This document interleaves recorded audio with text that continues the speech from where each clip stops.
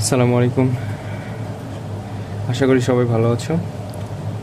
আমরা গত দুইটা লেকচারে দেখছি হলো অনুপাত এবং সমানুপাতের যত বেসিক ফর্মুলা আছে সেইগুলো নিয়ে আলোচনা করছি, আর কয়েকটা প্রবলেম সলিউশন দিছিলাম।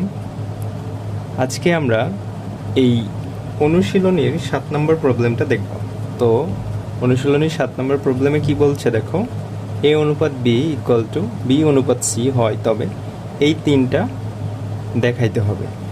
Left side equal two right side হয় কিনা এটাই সমাধান করতে হবে।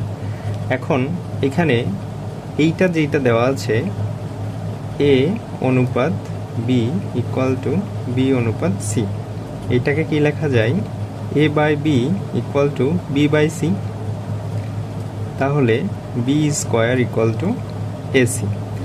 এমনটা যদি হয় তাহলে এটাকে কি বলা হতো, এটাকে বলা হতো ক্রমিক সমানুপাতি। ক্রমিক সমানুপাতি সলিউশন। এখন এইটা সবার ক্ষেত্রেই সেম হবে, তিনটা সমাধানের ক্ষেত্রেই এটা হবে। এখন আমরা 1 নম্বর সমাধানে যদি আসি তাহলে লেফট সাইডে কি আছে, এ ডিভাইডেড বাই সি। তাহলে রাইট সাইড ইকুয়াল টু আমাদের প্রমাণ করতে হবে এ ডিভাইডেড বাই সি। তাহলে রাইট সাইডে A square B square divided by B square plus C square. B square সমান আমরা জানি পেয়েছি এসি। তাহলে এইখান থেকে A square plus AC divided by AC plus C square. এখান থেকে এ কমন যায়, তাহলে এখানে থাকে A plus C divided by, এখান থেকে সি কমন গেলে এ প্লাস সি। ওপরে নিচে এ প্লাস সি কাটা, তাহলে এখানে থাকলো কি এ বাই সি। তাহলে আমাদের এই 1 নম্বরটা কি হলো, সমাধান হলো। তাহলে আমাদেরকে এখানে জাস্ট লিখতে হবে right side equal to left side. তাহলে এটা কি হলো, প্রুভড হলো, প্রুভড। এবার 2 নম্বর সমস্যা, যেটা 2 নম্বর সমস্যাটা কি দেখো, যেখানে A square B square C square into 1 by A cube plus 1 by B cube plus 1 by C cube equal to প্রমাণ করতে হবে যে A cube plus B cube plus C cube. তাহলে আমরা এখানে আগেই সব কয়টির জন্যই সমাধান করে রেখে দিছি। বি স্কোয়ার ইকুয়াল টু আমরা জানি এসি। তাহলে আমরা লেফট সাইডে কি ধরবো, left side equal to a square B square C square divided by A cube plus 1 by B cube plus 1 by C cube. এইবার এইখান থেকে আমরা গুণ করে দেব, এইটা দিয়ে পুরোটাকে সব কয়টাকে গুণ করে দেব। তাহলে কি হয়, A square B square C square divided by A cube plus A square B square C square divided by B cube plus A square B square C square divided by C cube. দেখো উপরে নিচে কি কাটা যায়, এখান থেকে দুইটা, এখানে থাকে কয়টা, একটা থাকে। এখান থেকে এইটা কাটলে এখানে বি কয়টা থাকে, একটা থাকে। এখান থেকে সি দুইটা, এখানে থাকলো একটা।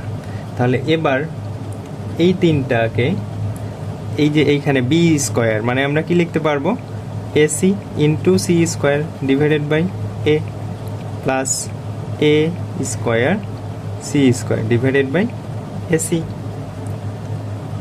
এরপরে এখানে আমরা কি লিখতে পারবো, এখানে আছে, এখানে আমরা বি রাখি, বি প্লাস এখান থেকে এ স্কোয়ার বি স্কোয়ার।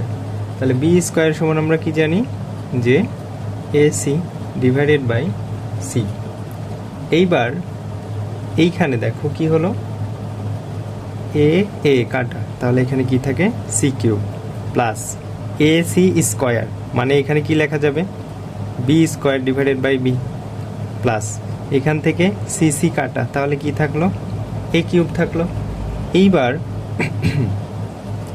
এইবার এখানে কি হচ্ছে, এইখানে আমরা কি করব যে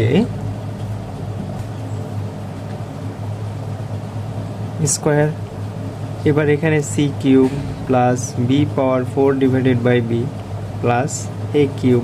এখান থেকে একটা একটা কাটা গেলে এখানে থাকে কি C cube plus B cube plus A cube. তাহলে এইটাই ছিল আমাদের কি রাইট সাইড। ওকে, তাহলে আমাদের 2 নাম্বার প্রবলেমটাও কি হলো, সলিউশন দিলাম। এবার 3 নাম্বার প্রবলেমে কি আছে, 3 নাম্বার প্রবলেমটা হলো এরকম যে এ বি সি, তাহলে আমরা তুলব কি left side equal to A B C into A plus B plus C whole cube divided by A B plus B C plus C A তার উপরে কিউব, তার উপরে কিউব। ওকে, তাহলে এইটা সমাধান করলে কি আসবে, রাইট সাইড হতে হবে 1, রাইট সাইড হতে হবে 1। তাহলে আমরা শুরুতেই এই যে আমাদের প্রপার্টিটা আমরা মেনটেন করব যে এখানে b square equal to a c. আমরা সকল অঙ্কের ক্ষেত্রেই এইটা দেওয়া ছিল যে কি হবে, এইটা দিয়ে আমাদেরকে কাজ করা লাগবে। তাহলে এইখান থেকে আমরা কি করব যে তাহলে এখানে আমরা বসাই দেব হলো B square equal to AC. তাহলে এইখানে A B C into A plus B plus C whole cube divided by A B plus B C plus AC মানে কত, বি স্কোয়ার, তার উপরে পাওয়ার আছে হলো কিউব। এইবার এইখান থেকে আমাদেরকে কমন নিতে হবে একটা জিনিস, সেইটা হলো b cube, a B C a plus B plus C whole cube divided by, এখানে যদি আমরা বি কিউব কমন নেই তাহলে এইখানে থাকে হলো A plus B plus C cube.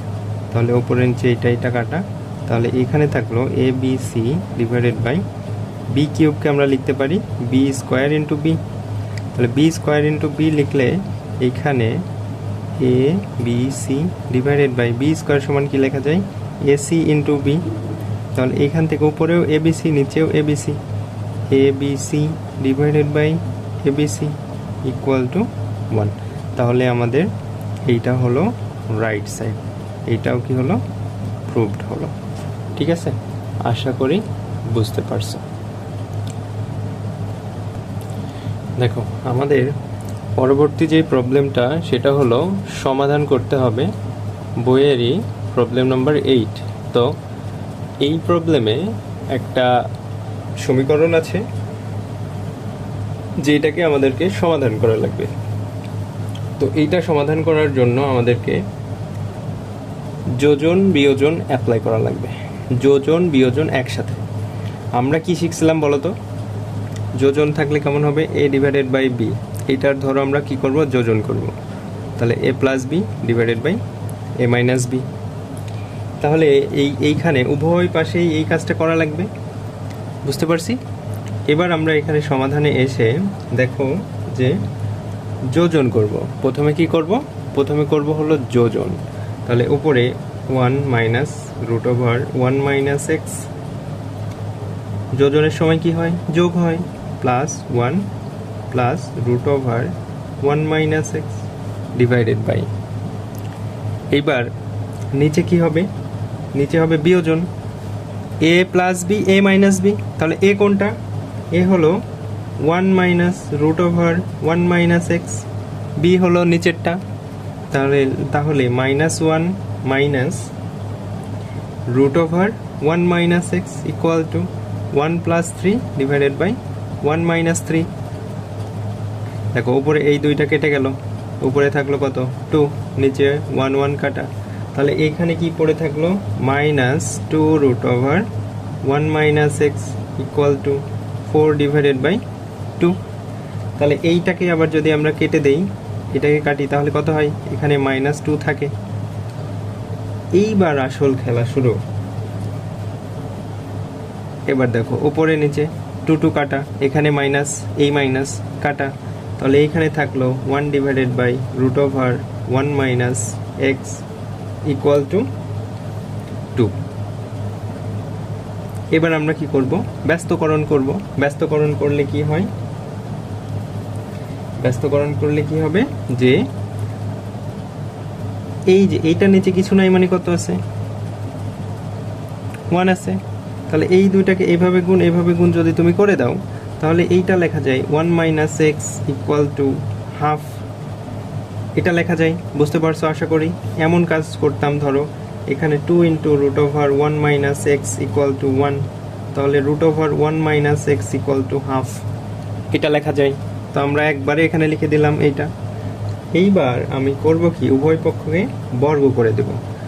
তাহলে 1 মাইনাস এক্স হয় বর্গ করলে, এইটাকে বর্গ করলে হয় 1 ডিভাইডেড বাই 4।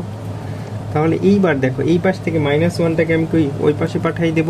তাহলে 1/4 মাইনাস 1, তাহলে মাইনাস এক্স, এটাকে লসাগু করলে কত হবে 4, তাহলে 1 মাইনাস 3, তাহলে 3/4 মাইনাস 3/4, তাহলে এক্স ইকুয়াল টু লেখা যায় কত 3/4। এইটাই হলো আমাদের আনসার। অতএব আমরা এখানে লিখব যে নির্ণয়ের সমাধান হলো এইটা। তাহলে এরপরে 8 নম্বর প্রবলেম এইটা, 9 নম্বর প্রবলেম। 9 নম্বর প্রবলেমটাও ঠিক এই একইভাবে আমাদেরকে সমাধান করা লাগবে। জাস্ট 9 নম্বর প্রবলেমটা কেমন, যে ধরো এখানে 9 নম্বর প্রবলেমটা আমি লিখতেছি। আচ্ছা দেখো, এই 8 নম্বর প্রবলেমের গ নাম্বার যে অঙ্কটা আছে, সেই অঙ্কটা আমাদেরকে এবার সমাধান করে দেখাবো, ঠিক আছে? তাহলে দেখো, এই প্রবলেমটা সমাধান করার জন্য, সরি এখানে কিউব আছে, এই প্রবলেমটা এবার আমরা সমাধান করব। তাহলে কি হয় দেখি, 81কে আমরা এই পাশে রেখে দিলাম, 1 plus x divided by 1 minus x, এই পুরো রাশিটাকে আমরা ওই পাশে পাঠিয়ে দেব। তাহলে এই পুরো রাশিটা ওই পাশে গেলে কি হবে, নর্মালি ভাগ হবে। ভাগ যদি হয় তাহলে এইভাবে নিচে 1/x থাকে, একবারে আমরা যদি গুণ করে দেই তাহলে 1 plus x divided by 1 minus x cube, এমনটা লেখা যায়। তাহলে দেখো এখানে 81 থাকে ইকুয়াল টু, এইটা ধরো এ, এইটা হলো এ, এর মাথার উপরে কি আছে, কিউব আছে, এখানে পাওয়ার কত 1, তাহলে এখানে কি আসতেছে 1 plus x divided by 1 minus X power হলো 4। এইবার এই 81কে আমরা যদি কি করি, 9 স্কোয়ার লিখতে পারি, এটাকে 9 স্কোয়ার লেখা যায়। তাহলে এইটাকে 1 plus x divided by 1 minus X divided by হলো 4। তাহলে এইখান থেকে এইটাকে আবার কি লেখা যায়, 3, এইটার স্কোয়ার মানে 9। তাহলে এইখান থেকে কি আসতেছে দেখো, এইখান থেকে আসতেছে 3 power 4 equal to 1 plus x divided by 1 minus X power 4। দুই পাশে এই পাওয়ার সমান, কেটে দিলাম। তাহলে এখানে কি থাকলো, যে plus minus 3 equal to 1 plus x divided by 1 minus x.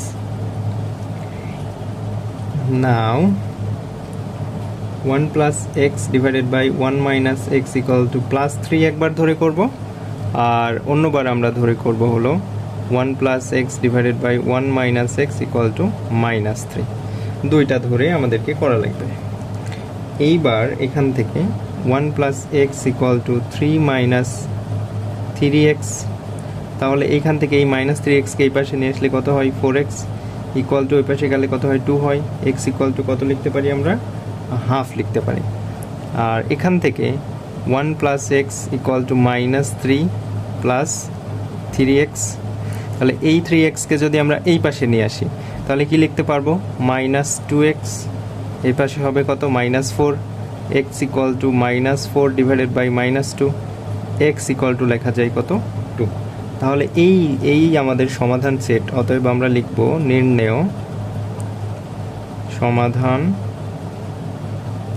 নির্ণয়ের সমাধান হলো x equal to half into half এবং 2, এটাই হলো আমাদের সমাধান। তো আশা করি তোমাদেরকে বোঝাইতে পারছি। বারবার দেখবা, তাহলে বুঝতে পারবা আশা করি। ধন্যবাদ সবাইকে।